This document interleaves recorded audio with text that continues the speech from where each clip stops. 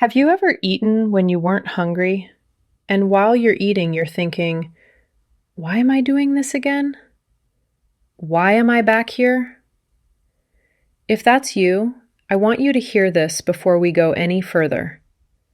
It's not willpower, it's relief. Your system is trying to help you come down from something. And today, I'm going to show you what's driving that pattern and what to do instead, without restriction and without shame. Hi, love. I'm Carrie Miller, Master Transformational Healing Coach. I help women break free from emotional eating so they can lose weight without dieting and finally feel calm around food again. If you're tired of starting over every Monday, promising this week will be different, tracking, counting, and trying to be good, and you want the root, this is for you. In this episode, we're going to look at overeating, especially at night, through a totally different lens. Not the discipline lens, not the willpower lens, but the nervous system lens. I want you to leave this episode with so much less shame and with some specific, simple tools you can actually use in real time in your real life when the cravings hit. Most women were taught that if they overeat, they lack discipline. That's the story, right? So the solution you're given is basically try harder, get it together, be good, plan your meals, track your macros, don't keep certain foods in the house, follow the rules. And maybe that works for a little while. You have a few clean days or a clean week, and you're like, okay, I've got this. I finally cracked the code. And then life gets stressful. Something happens with work, or your kids, or your partner. You're exhausted. You're emotionally full. And suddenly that carefully built discipline just disappears. You find yourself back in front of the pantry, or the fridge, or the drive-thru, thinking, what is wrong with me? Why can't I just stick to it? So I want to offer you this reframe. Emotional eating isn't primarily a food issue. It's a nervous system issue. When your nervous system is stressed, overwhelmed, dysregulated, your brain does not prioritize your weight loss goals or your macros or your food rules. It prioritizes survival.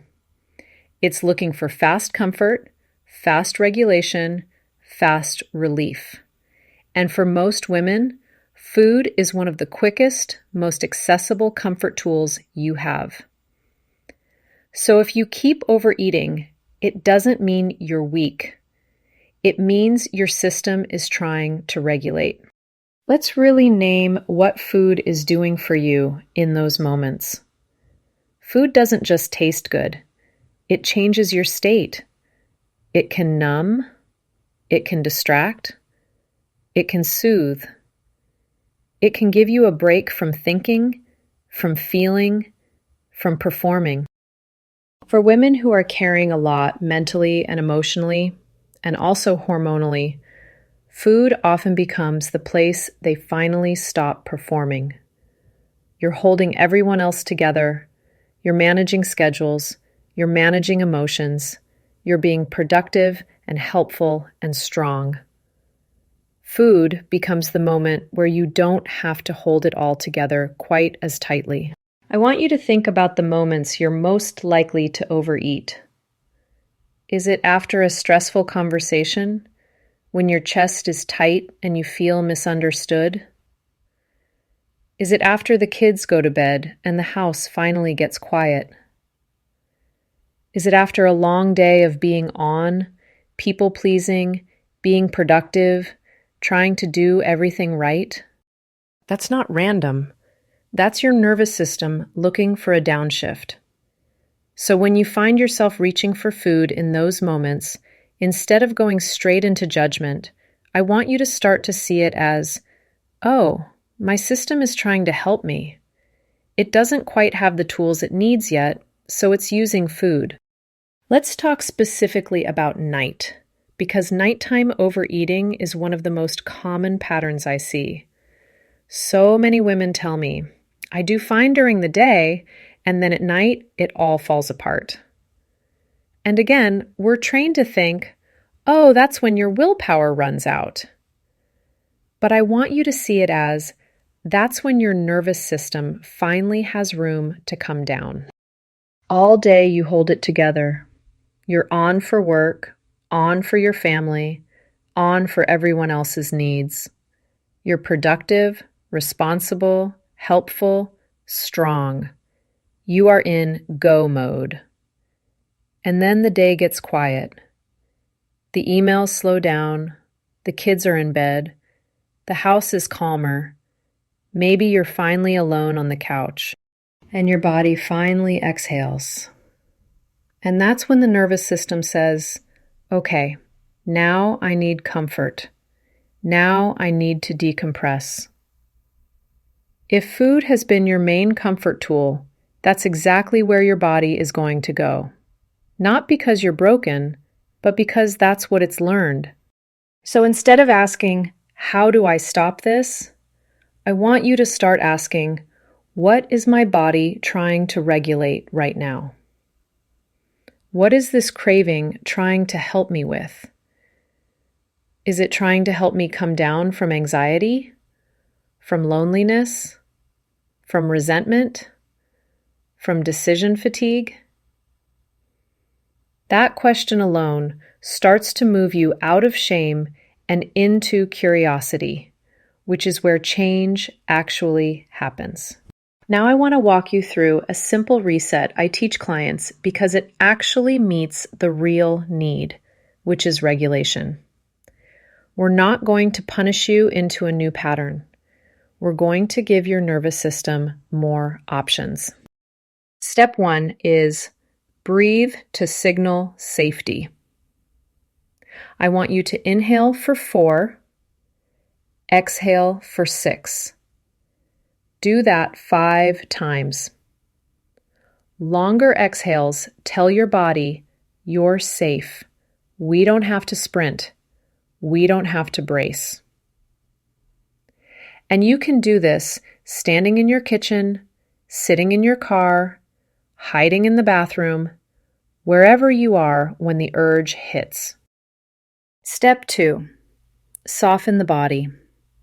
Unclench your jaw. Drop your shoulders. Soften your belly. Notice if you've been sucking in or bracing all day.